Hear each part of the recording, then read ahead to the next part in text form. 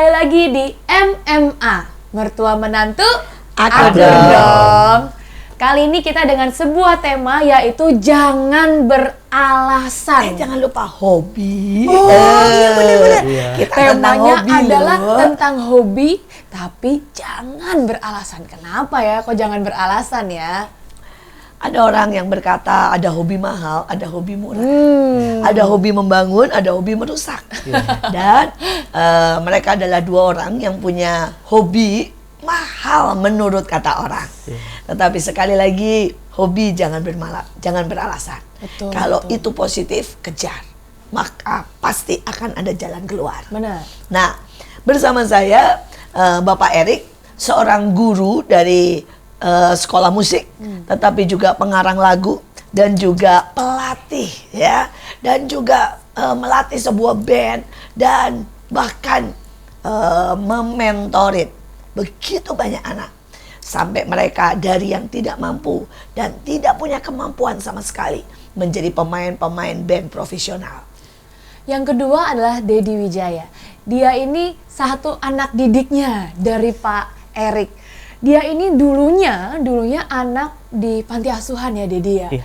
Sebenarnya kalau mungkin banyak orang berkata kalau di panti asuhan apakah punya harapan ya, apa hobimu tuh mahal ya, hobinya tuh mahal. Apakah ada harapan sih bisa mengembangkan mimpi, mengembangkan hobi yang dia punya? Karena sebenarnya secara ekonomi ya harusnya tidak memadahi gitu sebenarnya. Tapi saya melihat ini dua orang yang sangat ajaib yang tidak beralasan sebenarnya ya. Dia benar-benar orang yang nggak beralasan walaupun hobinya itu tergolong mahal nih hobinya. Dan nanti kita bisa menyaksikan permainan duet mereka. Mereka menjadi salah satu pemain keyboard terbaik di daerah mereka, di kota mereka. Karena itu kita akan segera mulai. Kita mulai dengan Pak Erik. Ya. Pak Erik, Ya, saya mendengar Anda lahir di keluarga yang sangat tidak mampu. betul sekali. Ya, tetapi bagaimana mungkin Anda bisa menjadi sangat profesional di dalam keyboard, sedangkan Anda dari keluarga yang sangat tidak mampu? Bisa ceritakan? Ya, saya sedikit mau menceritakan. Saya memang lahir dan bertumbuh di keluarga yang berkekurangan dan hari itu mungkin bisa dibilang miskin. Cuman di tengah kemiskinan saya ada sebuah hal yang saya bilang ini nggak bisa miskin. Karena miskin itu buat saya pribadi adalah pilihan. Wow. Ya. Wih, ini statement hebat. Miskin Miskin pilihan. itu pilihan. Ya, dan untuk menjadi sukses dan kaya dan berhasil juga adalah sebuah pilihan. Dan hari itu saya ingat sekali bagaimana saya bisa hari ini hobi saya itu berawal dari sebuah hal yang buat saya pribadi itu buat banyak orang itu nggak masuk akal, Bu. Bagaimana?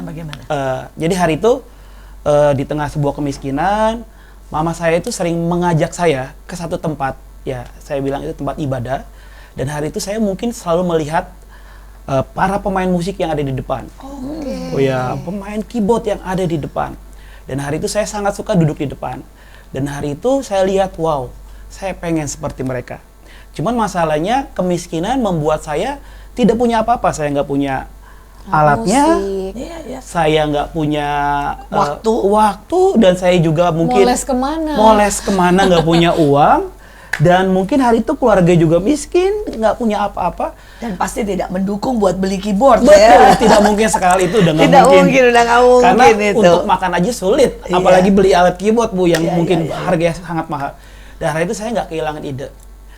Setiap kali saya pulang ke rumah, maka hari itu ide saya adalah saya ambil papan dan saya mulai gambarin tuts piano. Sekalipun saya nggak tahu hitam putih saya nggak tahu itu gimana ya, bener apa enggak. Saya gambarin tuts piano dan hari itu saya mulai berhayal. Saya ada di depan panggung seperti mereka. Dan saya ambil piano, saya ingat banget setiap siang atau sore, maka saya akan ambil piano itu dan saya mulai memainkan. Dan saya mulai bermimpi dan saya mulai berhayal saya ada di satu tempat bermain musik dan saya mulai nyanyi dan segala macam. Dan sampai hari itu kakak saya bilang gini, "Dek, kita miskin tapi jangan seperti orang gila." Ya saya dianggap seperti orang gila gitu, tapi saya tahu ya itu dimulai dari situ dan itu yang membuat saya ya Sampai akhirnya saya ngerti. Ajaib. Jangan berhenti bermimpi. Dan jangan juga menghalangi mimpi kita. Betul. Ayo bayangkan setinggi langit. Kejar hobimu dan sedikit bertekad. Ya. Termasuk dengan membuat papan dan mulai memainkan. Bayangkan.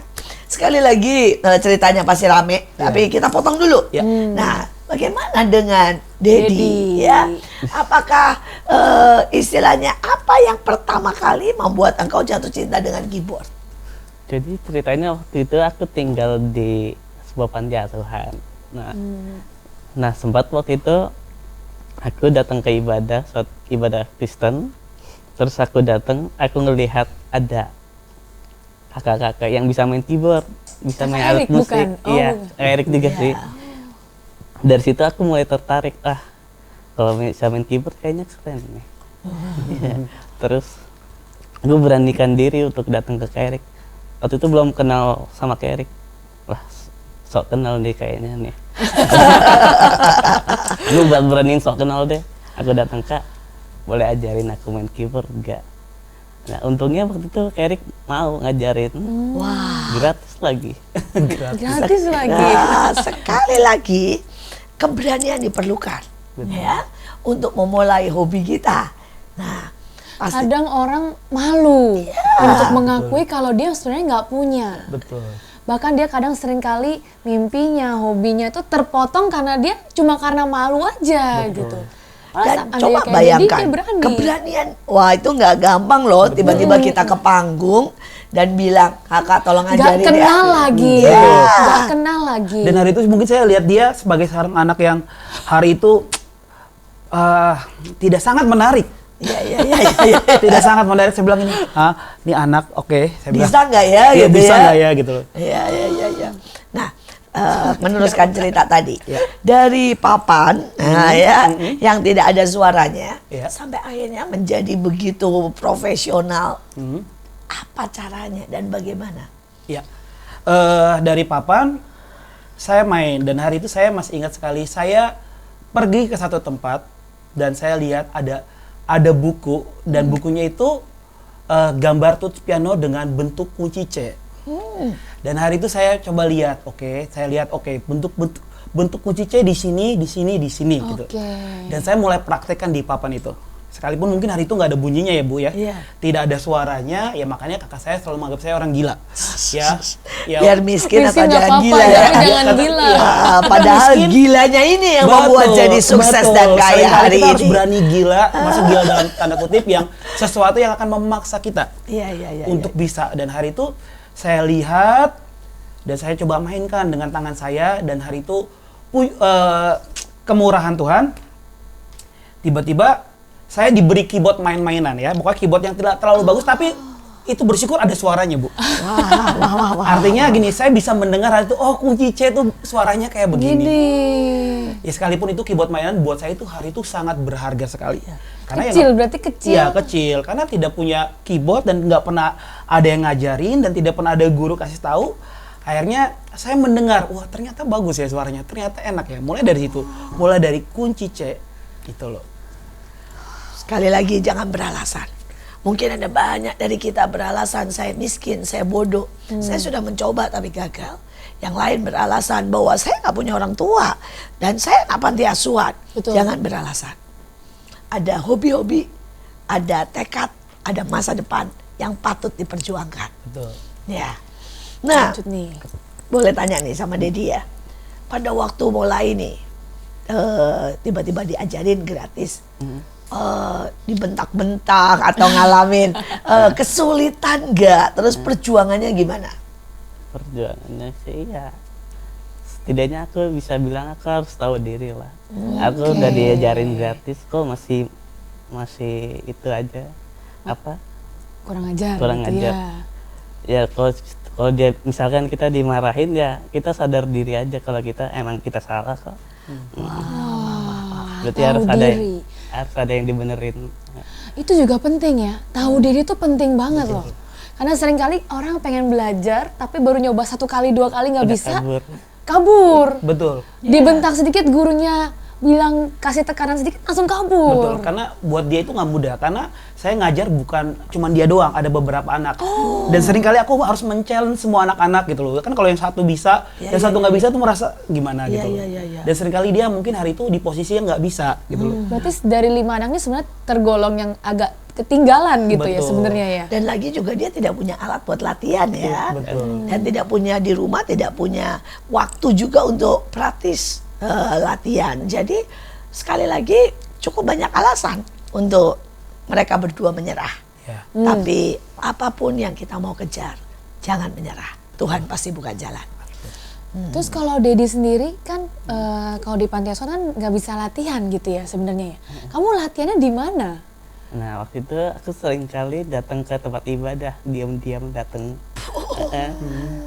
Gak nyalain keyboard, listrik kan gak boleh nyalain keyboard, pokoknya. Jadi juga latihannya mati ya, Mati. tidak bersuara Tidak ada ya. listrik ya, listrik. Tidak ada listrik juga. Jadi kamu nyobain tapi karena kalau nyalain listrik aduh sayang mahal gitu ya. Dan nggak boleh, Nggak nggak ada boleh. apa-apa nanti ketahuan. Jadi dia sampai harus pergi diam-diam ya, kalau Diam-diam. pernah ceritanya ya. Diam-diam dan tidak menyalakan, dan malam kadang-kadang supaya tidak ada seorang pun yang tahu, dan kemudian latihan. Tekad selalu menghasilkan berkat. Betul. Tetapi tanpa tekad kita tidak akan mencapai apa-apa. Betul. Nah, ceritanya belum selesai Iya. dari Pak Erik ini. Ya, akhirnya setelah ada keajaiban ya, walaupun itu keyboard mainan ya. Ya. Apa yang tiba-tiba membuat Anda profesional dan naik dan cepat? Oke. Jadi waktu saya sudah mulai mengerti, contohnya tadi saya udah mengerti kunci C. Iya. Ya. Saya mulai mengerti karena bagaimanapun itu proses. Prosesnya seberapa kita tekun, seberapa kita mau belajar. Dan hari itu jujur karena saya nggak punya apa-apa, jadi kerinduan untuk belajar itu sangat tinggi. Setiap Bahkan kali itu belum ada zaman YouTube ya. betul belum ada Belum, YouTube. kalau sekarang Iya. semua bisa Betul, belajar dari belajar YouTube. betul sekali. Ini belum ada Betul, nih betul. zamannya. Hari itu setiap kali ada apapun, ada pergelaran musik atau mungkin ada ibadah, maka saya akan datang dan melihat para pemain musik. Dan saya mulai melihat, oh ternyata dia mainnya seperti itu.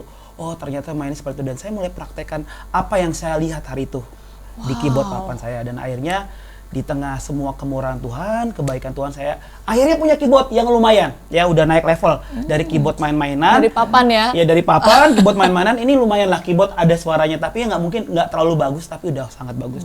Dan hari itu saya melihat, wah ternyata main musik itu waktu kita tekun nggak terlalu sulit. Ternyata banyak hal yang tiba-tiba waktu kita giat, waktu kita benar-benar menekuni, oh ternyata mudah ya, nggak terlalu sulit sebenarnya. Karena kalau main musik ya begitu-begitu, notnya sama aja. Misalnya kayak ini contoh ya, ini contoh. Misalkan kita main C sama dengan Do, itu kan Do Mi Sol nadanya. Maka kalau kita main di kunci D sama dengan Do, nadanya juga sama, Do Mi Sol. Kalau kita main di E sama Do, dengan Mi, Sol. Do Mi Sol. Jadi ternyata itu, oh ternyata seperti ini. Oh ternyata itu buat dari waktu saya coba bertekun dan saya coba lihat, oh ternyata seperti ini. Dan tiba-tiba seperti terbuka begitu aja ya. Betul, terbuka. Tanpa guru nih. Betul. Bahkan sampai hari ini pun saya tidak punya guru gitu ya. Tidak ada guru pun yang satu pun yang ngajarin. Tapi seiring berkembang, saya mulai belajar dan saya mau lihat banyak. Ya mungkin sekarang ada YouTube ya. Ada dari Google juga kita bisa belajar dan segala macam. Dan itu yang akhirnya menambah ilmu saya. Jadi apa yang saya sudah pelajari waktu saya belum terlalu ngerti, oh saya belum mengerti. Oh ternyata ini loh. Itu memperlengkapi dan memperkaya saya. Dan tiba-tiba saya ngerti, oh ternyata begini. Terus mungkin proses dari papan Iya. ke pindah ke Keyboard keyboard mainan. Itu mainan ke bayi itu, mainan anak-anak. mainan anak saya jangan-jangan Iya, itu iya, keyboardnya. iya. Terus pindah ke keyboard yang rumah agak lumayan Iya, lah. iya. Itu berapa lama jedanya? Itu cukup lama ya, karena dari papan itu saya ingat banget, mungkin saya masih kelas 6 SD, 6 SD. atau SMP. Terus sampai proses kedapat keyboard yang mainan Mainan, tadi. oke. Dan itu juga pemberian dari saudara saya, itu kurang lebih mungkin sekitar 1 tahunan lah baru dapat. Oke. dan akhirnya dapat sekian tahun lagi dapat keyboard, dan sampai hari ini saya punya keyboard yang cukup bagus, Bu. Udah bukan mainan lagi, tapi ini keyboardnya Bukan bagus banget, puluhan juta kalau Betul. sekarang. Dan dari keyboard itu beliau sudah hampir keliling ke beberapa negara di Betul. luar negeri ya. Betul sekali. Juga yang pasti keliling Indonesia Itu udah pasti ya, benar. untuk mengajar dan Betul. untuk kemana-mana membangkitkan semangat kepada anak-anak, kepada orang-orang yang tidak punya, dan selalu berkata ada jalan selama ada tekad. Selalu ada jalan selama engkau tahu itu hobi dan kau sangat serius. Betul. Karena ada banyak orang berkata dia punya hobi tapi nggak pernah serius. Betul. Main bola nggak serius, main keyboard nggak serius, gitar nggak serius ya, Iya. apapun nggak Nyanyi nggak serius. serius. Dan nggak jadi. Nah, sekarang sekali lagi pertanyaannya, gimana sih belajar keyboard ya? Orang lain bilang semua susah. Kok kalian yang nggak punya uang, nggak punya guru, nggak punya alat, kalian jadi profesional? Sebenarnya gimana ini? Kuncinya di mana? Kuncinya kalau buat aku, kalau kita punya hobi, contoh main musik, ya, coba belajar sebuah hal yang memaksa kita, yang mungkin kita hari itu nggak bisa dan kita nggak tahu, mesti dipaksa dari dalam, karena mesti ada sebuah tekad yang bulat untuk kita bisa ngerti. Karena gini, waktu kita punya tekad yang bulat dan kita punya kerinduan, tiba-tiba kerinduan itu akan mengejarkan sesuatu di dalam hidup kita. Contoh kayak tadi, misalnya C sama dengan do mi sol. Akhirnya saya bisa tahu, oh ternyata kunci D, do mi sol juga. Jadi itu yang membuat saya tiba-tiba waktu saya bertekad, oke, saya nggak cuma mau di kunci C, saya mau kunci D, saya mau kunci di E. Sekarang semua kunci, mau yang di hitam-hitam, mau di putih-putih, saya ngerti. Ya, ternyata sama. Kenapa itu satu sih, tekad dan keinginan dan kerinduan. Itu kalau dari saya. Kalau dari Dedi sendiri, tadi kan dengar ya katanya kan, maksudnya kan dimentorin sama Kak Erik nih. Ya. Harusnya nggak mudah nih, karena Kak Erik juga memulai semua juga dari bawah. Betul. Berarti ngeliat Dedi sebenarnya kayak, mirip saya juga nih ya, Betul. ngejarin dari bawah. Pernah nggak ada momen kamu pengen nyerah? Karena kamu nggak bisa gitu. Kamu merasa kayak, tadi dibilang tertinggal juga Iya, nih dari 5. Kalau sendirian lumayan nih, nggak bisa Iya. sendirian kan lumayan. Betul. Ini kamu berlima, kamu paling tertinggal lagi gitu. Iya. Aduh, kayaknya udahlah, kayaknya aku nggak cocok di sini lah, aku nyerah aja. Pernah nggak ada ngerasain gitu? Aku sih nggak pernah ngerasain gitu Wah. ya.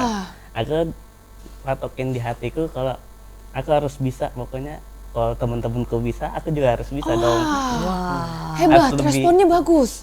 Harus lebih jago daripada temenku. Wah, nah itu tuh ya, selalu mau lebih ya, dan lebih dan lebih. Tapi bagus ya, karena orang kan biasanya alamin karena dibilang tertinggal kan berarti kamu nomor 5 nih sebenarnya. Orang bisa nyerah milihnya, tapi dia malah punya respon yang buat aku unik ini. Betul, dan kabar baiknya dia mungkin dari kelima yang ketinggalan itu, hari ini mungkin dia Terbaik. Luar biasa. Bahkan luar saya biasa. kadang suka kagum ya ngeliat dia main itu, dia bisa main di kunci hitam dengan sangat fasih dan bagus sekali. Saya bilang, waduh dia sangat luar biasa nih, saya juga gak mau ketinggalan ujungnya. Kayak termotivasi dia bisa main di semua hitam dengan sangat baik gitu. Semua hitam tanpa pencet putih. Betul. Anda harus ditunjukin nih. Iya, iya. Tunjukin nih. Nanti pasti Harus ada tunjukin. ya, Benar, nanti benar. pada waktu kita break kita akan melihat bagaimana mereka berduet ya, sekali lagi. Luar biasa. Tapi hobi ternyata bisa merubah nasib, betul ya? Betul. Dari sebuah atau sebuah tekad kecil buat menguasai hobi. Ternyata hari ini mereka menjadi orang-orang yang keliling Indonesia ya. Bahkan Pak Erik sudah keliling ke beberapa benua mungkin ya. Betul sekali, Bu. Ya, sudah kemana aja nih ngomong-ngomong? Karena terlalu banyak ya, Bu ya. Aduh, Ke wah. benua Eropa sudah, Oh, Asia iya. sudah. Sudah Ya, ya. sudah sama. Australia juga dengar-dengar Iya, sudah. Australia. Waduh, Saya ke waduh, waduh. Mesir. Sudah ke Mesir juga. Iya, Bu. Itu Afrika loh. Betul sekali. Berarti kalau begitu sudah komplit 5 benua Iya. ya. Asia sudah, Australia, Eropa sudah pernah. Sudah. Oh, aduh, sekarang sudah Afrika juga komplit deh semuanya. Luar biasa. Luar biasa, luar biasa. Sekali lagi hobi ternyata bisa merubah nasib. Dari seorang, dari keluarga yang bisa dikatakan miskin dan di bawah. Ternyata bisa membawa dia keliling seluruh dunia. Saya aja belum ke Afrika. Ya, saya belum menginjak 5 benua. Dan ternyata beliau sudah menginjak ke 5 benua. Bayangkan, Kesia sudah ke 5 benua belum? Belum juga. Wah, kita kalah nih sama Bapak Erik ini ya. Nah, bagaimana menemukan hobi? Ya. Sampai hobi itu bisa berubah. Ya kan banyak orang ternyata bilang hobi tetapi ternyata bukan hobi. Iya. Sedangkan kalian kan persisten. Ada orang yang setiap musim berubah. Iya. Hobinya setiap musim berubah. Iya. Dan nah, bagaimana ini buat semuanya ya, terutama buat anak-anak dan buat orang tua, bagaimana menemukan hobi dan bagaimana sih punya tekad seperti kalian? Oke. Menemukan hobi kalau buat aku gini, apa yang ada dan yang kamu suka. Yang kamu suka. Seringkali kita nggak pernah tahu apa yang kita suka dan yang kita mau itu akan menjadi sangat besar tanpa kita coba dan kita kerja keras dan kita persisten yang ibu bilang tadi, itu tiba-tiba akan membawa sesuatu. Karena gini, waktu kita kerja keras, waktu kita persisten, waktu kita kecemplung di hobi kita, karena gini, kita akan waktu kita belajar dan terus belajar, kita menemukan terus yang baru. Masalahnya orang tidak menemukan hobi karena gini, buat aku ya, aku lihat adalah misalkan main game, hobinya main game. Level 1 nih. Terus untuk level 2 susah, udah ganti game yang lain. Nah, hari itu gini, karena mungkin dia hobinya main game, tapi waktu dia dikasih ke level yang berikutnya dia nggak suka. Sama juga dengan main musik gitu ya. Sebenarnya sama ya? Iya, kurang lebih mirip. Hobi itu kurang lebih mirip. Jadi waktu saya dikasih satu challenge kunci C, yang mungkin mudah, itu semua tulisnya putih semua kan kalau C. Putih. Nah, kalau saya tiba-tiba dikasih kunci D yang ada itemnya 1. Dan saya kalau saya nyerah hari itu, saya malas, ada itemnya saya nggak mau gitu. Nah, itu menemukan hobi apa yang kita suka dan kita harus benar-benar men-challenge diri sendiri diri sendiri. Karena waktu kita bisa, kita tiba-tiba ada sesuatu yang kebuka lagi dan itu mengasihkan sejujurnya. Ya, bagaimana dengan Dedi? Karena gini ya, saya dengar kan dia anak di panti asuhan cukup banyak ya. Tapi yang menemukan hobi cuma kamu. Dan sampai jadi ya. Sedangkan yang lain sebagian menyerah. Nah, ini bagaimana kamu bisa punya kepastian? Cuma 1 lagu gitu ya. Kenapa nggak seperti teman-teman yang lain yang berkata, ya saya coba bola ternyata susah. Saya coba main gitar ternyata susah.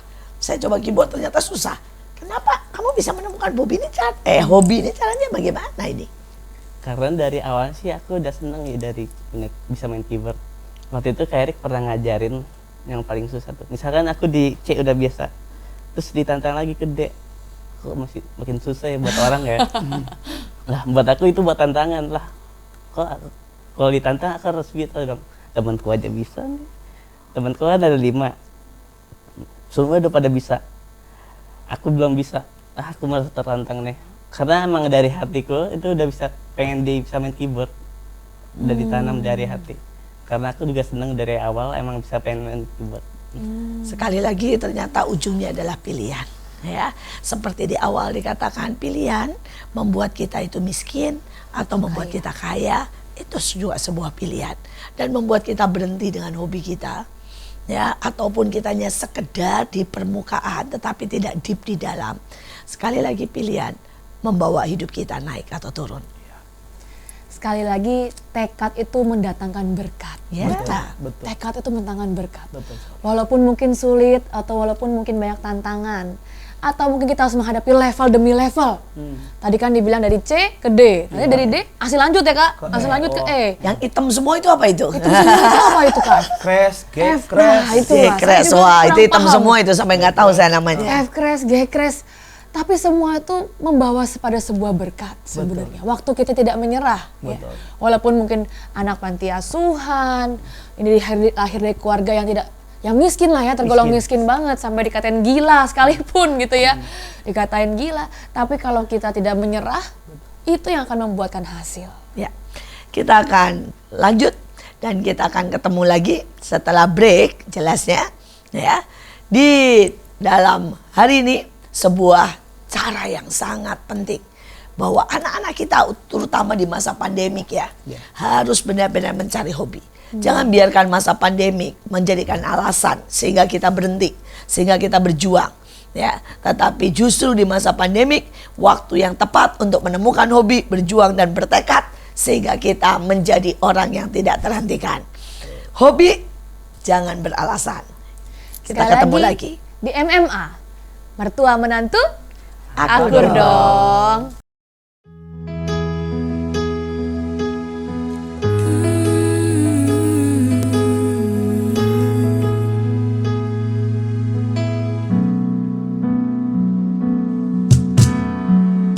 Seiring ku jalani hidup ini, ku sadar semua karena anugerah-Mu Tuhan. Buatku mengerti kehendak-Mu yang telah Kau ukir di hidupku.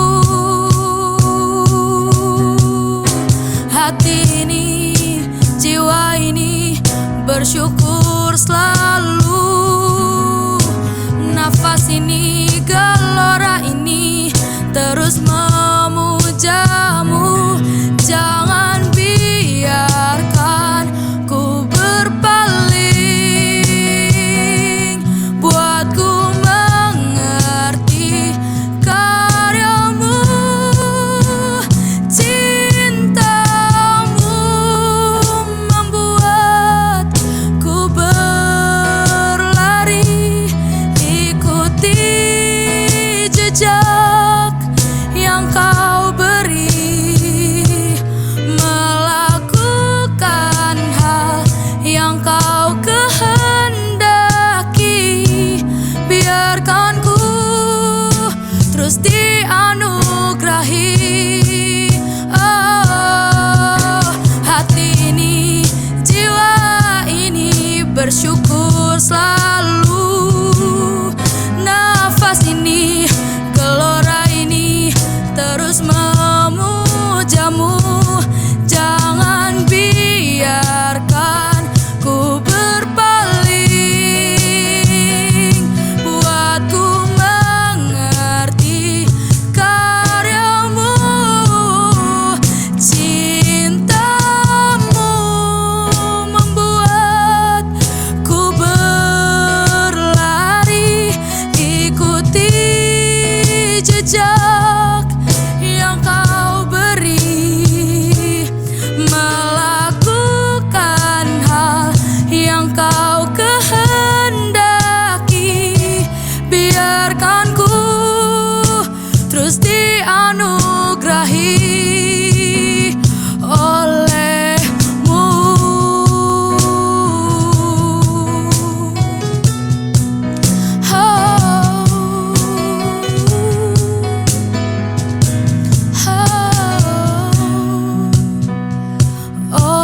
Oleh-Mu.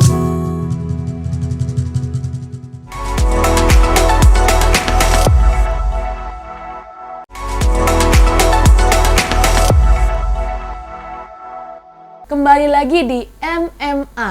Mertua menantu, Akur dong. Kali ini masih tetap di tema yang sama, yaitu adalah hobi jangan beralasan. Wah, aku mau tanya nih untuk Kak Erik, tapi sebelum nanya boleh diminum. Oh Wah, iya. Mari saya kita selalu minum. lupa suruh narasumbernya minum nih. Boleh diminum Boleh, nih, Kak. disiapkan boleh untuk diminum. Sembari minum, mau tanya nih sedikit ke Kak Erik. Ya. Pernah nggak sih, kan seringkali hobi itu kan nggak selalu diterima sama keluarga ya. Betul. Tadi juga bahkan sempat dengar keluarga bilang Kakaknya. miskin ya nggak apa-apa lah, kita miskin tapi jangan gila gitu ya Betul, sebenarnya. betul. Pernah nggak ada keluarga yang sempat menentang gitu tentang hobi ini? Kalau menentang hobinya sih enggak ya, cuman Oke. beranggapan bahwa kalau main musik gitu ya, bisa main Oke. musik itu Benar-benar nih. uangnya itu nggak terlalu ada, sedangkan hari itu mungkin keluarga juga perlu dibantu secara ekonomi, betul ya. Iya. Jadi perlu kerja mungkin yang jelas uangnya, Iya betul. sesuatu yang Ya kerja di kelihatan. toko lah gitu Betul. ya, atau ya kasarnya pun jadi tukang ojek pun Betul. ya, atau Biar ada supir. hasilnya. Betul. Kan lebih jelas ya. betul ya, kelihatan gitu ya, kelihatan ada uangnya. Tapi ya saya akhirnya bisa membuktikan bahwa apapun hobi sesuatu yang kamu suka dan kamu kerjakan dan kamu persisten di situ, itu bisa menghasilkan kok. Dan hari ini dengan hobi yang Tuhan sudah kasih, yaitu tentang main musik, hari ini saya sudah melihat gitu. Saya bersyukur, artinya hobi saya waktu saya belajar kerja keras dan saya kecemplung di dalamnya, dan hari ini saya lihat hobi saya juga menghasilkan kok gitu ya. Akhirnya saya bisa memiliki rumah, ya bisa punya mobil dan istri dan saya bisa memberi orang tua dan bisa pergi yang iya. tadi saya bilang, saya pergi ke keliling dunia, Dia sudah keliling keliling Indonesia, belum ya dengan hobi yang itu seperti itu. Wah, hebat. Pertanyaan ini buat Dedi ya, bagaimana sih kamu mengatur waktu ya? Pasti sebenarnya panti asuhan itu kan punya banyak tanggung jawab, harus beresin, harus kerja ya. Terus kamu juga harus sekolah. Ya, banyak orang begitu terjebak dengan hobi, sekolahnya kacau balau ya. Nah, coba ceritakan bagaimana kamu mengatur waktu dan bagaimana dengan hobi ini, apakah kamu hobi terus nggak sekolah gitu ya? Atau kamu bagaimana? Aku ngisi hobi sih di jam-jam yang waktu aku ini kosong. Misalkan aku udah sekolah nih, misalnya sekolah dari jam 7 sampai jam 2. Ya. Nah, misalkan ada tugas dari sekolah, ngerjain PR, kerjain dulu PR-nya. Bagus. Misalkan ada kerjaan lagi di panti Ya, asuhan, cuci disuruh baju. piket. Piket ya. Kerjain dulu piketnya. Nah Wah, kan itu kan bagus. nggak 24 jam kita ngerjain Itu tanggung jawab namanya. Iya. Terus? Kalau misalkan udah ada jam kosong, nah baru itu latihan. Bahkan kadang malam-malam ya. Malam-malam bisa Bisa kabur. kabur. Latihan. Terus abis itu cuma hobi itu atau kuliah nih? Sekarang kuliah. Kuliah sih aku nggak ambil musik, tapi cuman sebagai hobi sih. Justru kuliahnya ngomong-ngomong ambil apa ini?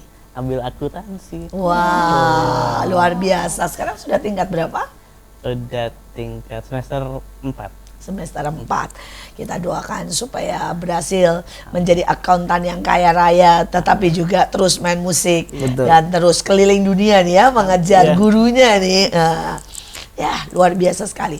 Ada banyak orang pada waktu dia memilih hobi, dia mengacaukan hidupnya. Ya, mereka membuat hidupnya berantakan, hubungan dengan orang tuanya hancur, kemudian tanggung jawabnya tertinggal, dan membuat orang berkata, jangan punya hobi. Ya, lebih baik bertanggung jawab dan yang lurus-lurus saja. Tetapi sekali lagi kita belajar dari keduanya. Mereka orang yang bisa menggabungkan antara tanggung jawab, antara memberi orang tua, antara juga menghadapi hidup, menjawab semua keperluan dengan hobinya. Sungguh-sungguh luar biasa. Dan selama kita belajar bertanggung jawab, pasti ada jalan. Ya. Nah, satu lagi nih pertanyaan. Kenapa ya Pak Erik atau mengambil keputusan untuk menolong anak lain? Betul. Ya, dan memberikan les banyak banget gratis. Iya. Padahal kalau dibayar kan lumayan. Wah, ya. mahal Betul. sekali. Les musik Apalagi kan dengan mahal. keahliannya, dia berkali-kali sudah ditawar untuk mengisi soundtrack apa itu dari film dan sebagainya. Kalau memilih buat materialistis lah istilahnya ya, atau memilih buat ke arah sana yang full-fullan ya, mungkin hari ini rumahnya sudah 2 ya. Nah, kenapa sih masih mau ngurusin anak miskin, nggak dibayar ya, seperti Dedi nih. Gini, karena berawal saya juga tahu yang artinya namanya miskin, saya tahu artinya nggak makan. Dan biasanya anak miskin dan nggak bisa makan itu sejujurnya mereka butuh pertolongan. Dan itu berawal dari situ. Karena saya pernah miskin, saya tahu namanya susah. Karena buat saya pribadi, tiba-tiba saya menemukan bahwa waktu saya bisa bantu orang itu kenikmatan yang nggak bisa digantikan apapun. Wah. Karena buat saya pribadi, saya tiba-tiba mendadak saya seperti orang kaya. Ya, sekalipun mungkin hari ini saya nggak punya uang banyak, tapi saya bisa membantu dari sisi yang lain. Artinya mengembangkan hobi mereka yang tadi main musik. Dan buat saya tiba-tiba itu sebuah kenikmatan, dan apalagi saya melihat anak-anak yang miskin, yang susah, yang mereka nggak punya apapun, dan itu menjadi challenge buat saya. Bagaimana seorang anak miskin, anak susah, mereka bisa bangkit dan mereka bisa menemukan sesuatu yang berharga dari hidup mereka dengan hobi mereka bermain musik. Dan tiba-tiba itu menjadi sebuah kenikmatan waktu saya bisa nolong anak-anak susah. Contohnya Dedi yang dari anak panti asuhan, dia tidak punya orang tua ya, papa dan mamanya nggak punya. Dan saya bisa tahu hati mereka, rasa mereka gitu loh. Mereka perlu figur, mereka perlu dibantu, mereka perlu diingini. Nah itu perlu diingini, dan akhirnya itu yang membuat saya, waktu saya bisa nolong orang, saya bisa bantu orang, itu buat saya kenikmatan yang mungkin tidak bisa dibayar dengan apapun. Kaya itu ternyata bukan soal uang, kaya bukan soal materi, Betul. kaya soal hati. Pada waktu hati kita kaya, maka kita bisa dengan mudah memberi masa depan lewat juga hobi. Betul. Ya, memberi kebahagiaan. Dan pada waktu kita memberi kebahagiaan, ternyata kita punya kenikmatan. Betul. Luar biasa sekali. Bapak Ibu dan semua yang sedang menonton, pemirsa semuanya, pendengar semuanya, Pak Erik bukan cuma menjadi bapak, ya, tetapi lebih lagi menjadi kakak, menjadi adik, menjadi guru, Betul. ya. Mentor Sehingga yang baik. kadang-kadang ini guru yang aneh. Kalau yang lain dibayar, kalau dia kadang-kadang membayari anak-anaknya. Betul, itu sering sekali. Dan ini sering sekali. Dan yang lebih unik lagi, saya mendengar dari anak-anaknya bahwa Pak Erik ini sering sekali mengajak anak-anaknya pergi makan, betul, Betul, ya? betul. Ya, dan sekali lagi, kebahagiaan bukan ditentukan hanya oleh materi, tapi pada waktu kita bisa bersama-sama memberikan secerlah harapan, diingini, ya, Betul. itu merubah hidup, merubah karakter, merubah masa depan. Betul. Terus pernah nggak Kak Erik waktu masa, kan anak muridnya masih banyak nih ya? Betul. Ada 5, tapi kan masih ada yang Masih lain-lain lebih. juga. Banyak. 5 itu cuma yang satu Cuma grup dengan satu grup dengan dengan Dedi Dedi, ya. aja Betul. gitu. Karena pernah nggak sih, maaf kata nih ya, kayak udah memberikan pelajaran gratis nih. Ada nggak yang pernah anaknya yang kabur malah berlaku yang tidak baik gitu? Ya itu bukan 1, 2, itu banyak. Tapi Banyak ya? ya banyak. Banyak. Tapi saya harus membulatkan hati saya. Artinya gini, saya ini menolong orang-orang yang mungkin levelnya masih di bawah. Artinya Oke. pengertiannya dan segala macam, kita nggak pernah tahu di tengah kemiskinan mereka, mungkin mereka dipukul dengan orang tua mereka, Benar. mereka dihajar dengan orang tua mereka, akhirnya mereka punya mental pemberontak. Oh ya, ya, Oke. ya, ya. Nah, Ini pelajaran sangat baik ya. betul. Kayak Dedi mungkin ya, Dedi kan dia kehilangan mungkin figur papanya dan mamanya.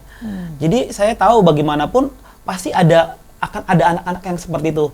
Ya tiba-tiba kabur, tiba-tiba marah, tiba-tiba nggak jelas. Cuman buat saya membulatkan hati saya bahwa saya mengajar orang-orang yang seperti itu. Dan saya tahu gini, untuk itulah saya ada. Artinya karena saya tahu saya pernah miskin, jadi saya coba tolong mereka. Makanya tadi seperti Ibu bilang, ya saya memberi pelajaran gratis buat mereka.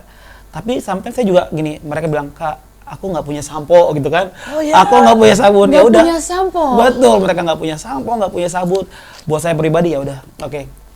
Ya mungkin ini salah satu untuk memulihkan mereka gitu loh. Ya memulihkan mereka banyak hal, dan mungkin mesti diajak makan bareng, duduk bareng, dan seringkali saya ajak makan kayak contoh Dedi, makan bareng, duduk bareng, dan saya mulai ngobrolin sesuatu apa yang menjadi kesulitannya dia.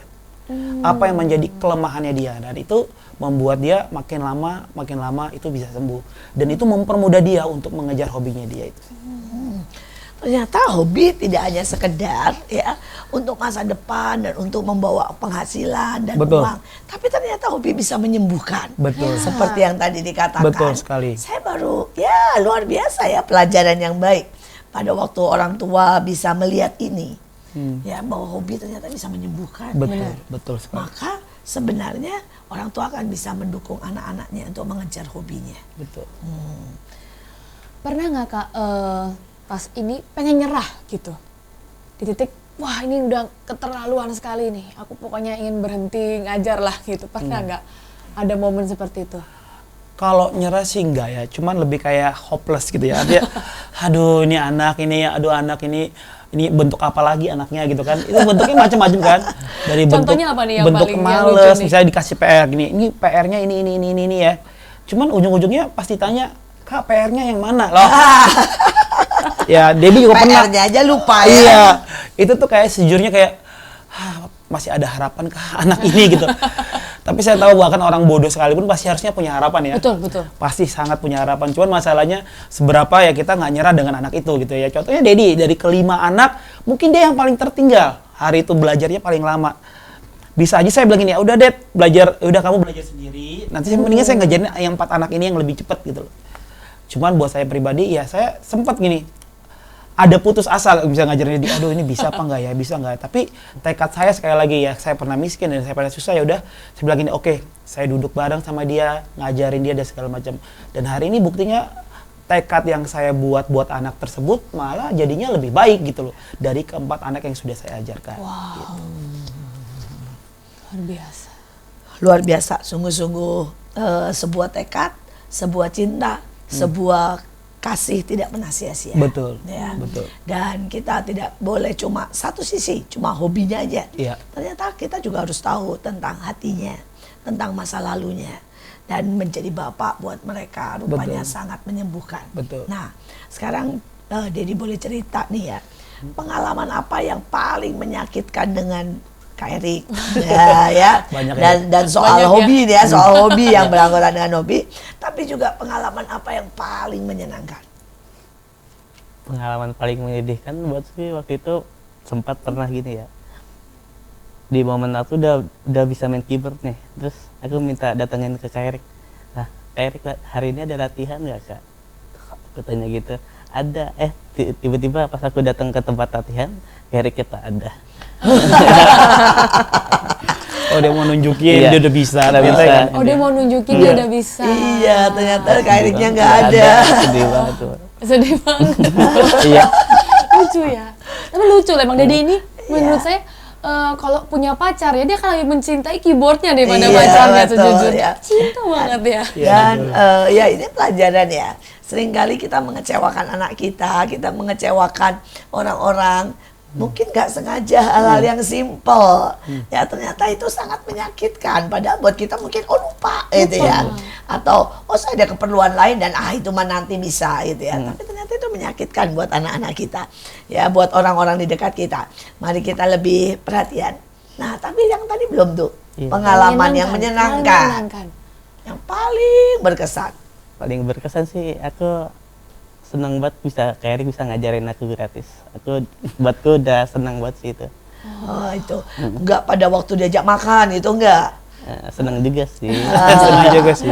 Terus pada waktu diajak duet gitu ya, main duet bareng ke luar kota atau duet bareng gitu, mungkin naik pesawat gitu, gimana rasanya tuh? Oh bangga sekali.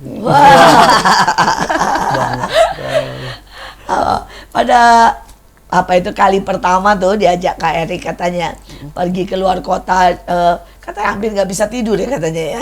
Karena saking senengnya ya. Senang banget. Ya, hidup ini banyak hal yang kita bisa nikmati. Jangan melihat cuma dari sudut, ada begitu banyak tantangan, ada begitu banyak penderitaan, ada begitu banyak alasan. Tapi mari kita melihat bahwa pada waktu kita berjuang sedikit saja, ya, pada waktu kita bertekad lebih lagi, ternyata ada begitu banyak jalan dan pintu yang terbuka. Betul. Nah, kita sampai nih pada inti juga nih, supaya semua cara belajar keyboard yang mudah. Betul. Oke. Ini kalau dari saya nanti Dedi boleh tambahin juga ya. Boleh. Karena ya, Dan anggaplah di sini papan ya, Oke. karena kita mau semuanya yang belajar bukan yang punya keyboard saja, Betul. tetapi mereka yang seperti mereka berdua, Iya. miskin, tidak punya guru dan tidak ya punya fasilitas. kalau buat saya pribadi untuk bisa mudah dalam bermain musik atau keyboard, yang pertama kali ya buat banyak orang itu sulit. Karena kenapa? Di keyboard itu, contoh ya di keyboard itu kan ada tulis putih dan item-itemnya, dan itu kayak sejujurnya Apa ini? apa ini, pencet apa lagi gitu ya. Dan buat saya pribadi paling mudah dalam bermain musik, dan ini saya terapkan metode ini kepada anak-anak adalah pertama kali kamu harus belajar namanya tangga nada. Karena kan tangga nada cuma ada do, re, mi, fa, sol, la, si, do, balik lagi ke do lagi kan. Gitu ya. Jadi itu aja. Jadi mau tangga nada apapun sama aja ujung-ujungnya. Jadi belajar sebuah tangga nada do, re, mi, fa, sol, la, si, do itu mempermudah. Yang tadi saya bilang di awal bahwa misalkan di C sama dengan do, maka kita akan ketemu nada yang do, mi, sol. Maka untuk kita main di kunci D, ingat juga, oke, do, mi, sol. Jadi tipsnya buat aku, untuk belajar cepat, belajar menghafal not, belajar tangga nada. Karena kalau kamu belajar not dan tangga nada, itu mempermudah kita untuk membentuk sebuah chord. Sangat mudah sekali. Ya. Buat Didi? Waktu itu Erik pernah ngajarin aku cara main keyboard yang gampang. Jadi misalkan kita main dari C. Nah, kita misalkan kalau lagu kan nggak cuma C doang chordnya. Nah Erik tuh ngajarin progres main keyboardnya gimana. Dari kuncinya mau latihannya gini. Yang pertama gini. C, A minor, D minor ke G. Baru balik ke C lagi.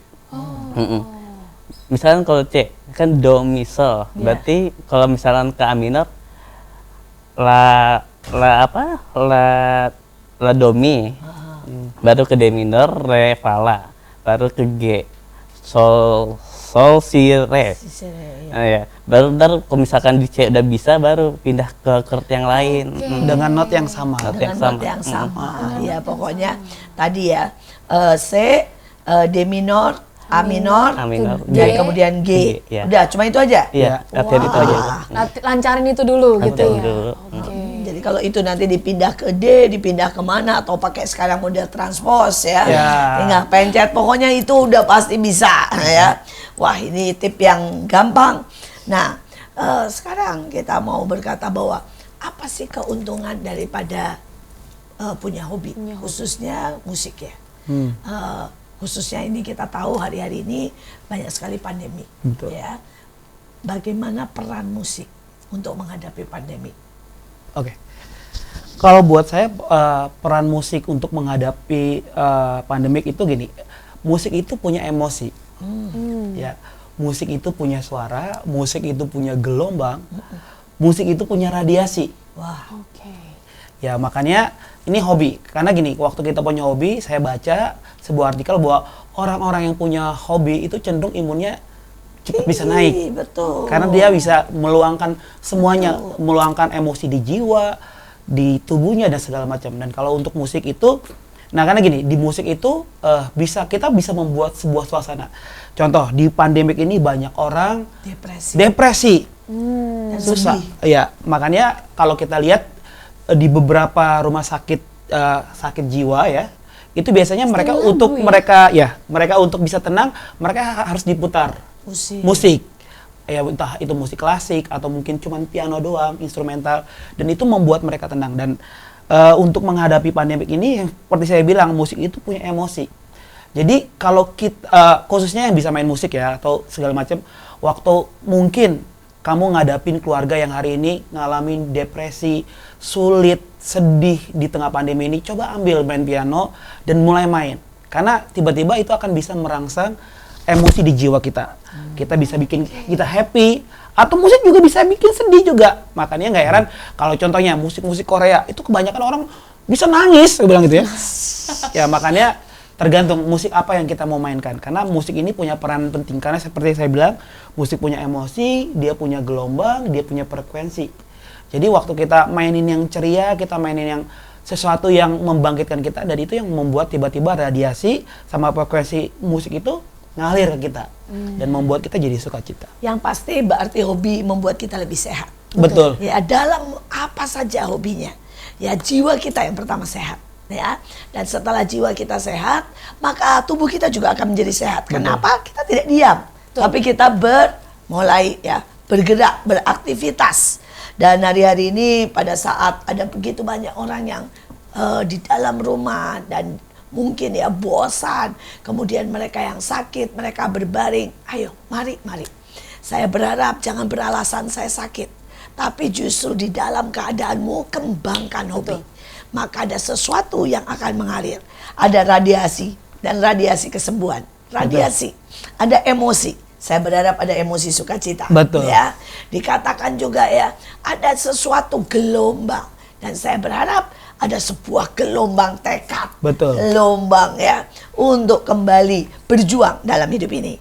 Nah, sekarang dari Dedi ya. Menurutmu musik itu apa? dan atau musik dan keyboard dan hobimu itu apa buat engkau?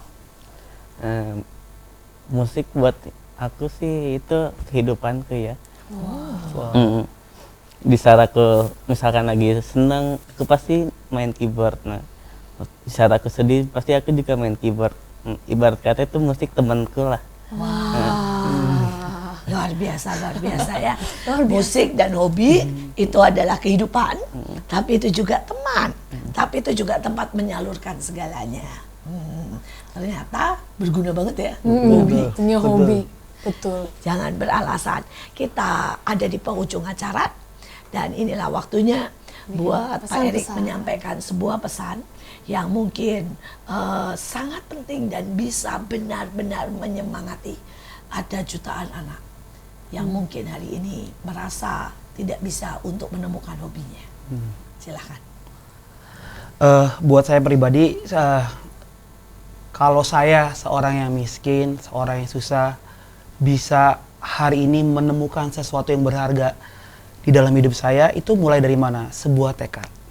Dan saya juga percaya sebuah kesempatan yang sama buat seluruh anak-anak di seluruh dunia, bahkan di Indonesia sekalipun. Sekalipun mungkin hari ini kamu melihat ekonomi keluargamu, hidupmu susah dan segala macam, tetap ada harapan. Waktu apa? Ada orang-orang yang bertekun, bertekad. Dan pastinya kamu tahu hobimu itu adalah sesuatu yang akan mengubah hidupmu. Jadi jangan sampai hobi kita justru membuat kita jadi malas, jadi membuat hobi kita membuat kita menjadi sangat tidak punya arti gitu loh. Jadi temukanlah sebuah hobi yang itu akan mengubah hidupmu. Ya contohnya kayak saya lewat hobi saya, sebuah kepercayaan yang Tuhan sudah kasih dan itu membuat saya bisa melihat hari ini semua kemurahan Tuhan dalam hidup saya. Gitu kalau dari Dedi. Buatku jangan pernah beralasan kalau kita nggak bisa. Kita pasti bisa asalkan kita punya semangat dari dalam buat untuk ngejar tujuan kita.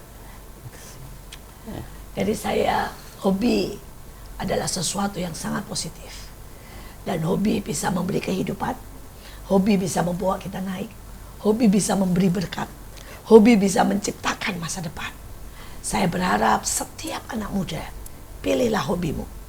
Dan mungkin buat saya punya hobi yang aneh. Saya hobi bercerita, saudara. Saya sangat suka untuk membaca cerita, mengarang cerita di otak saya.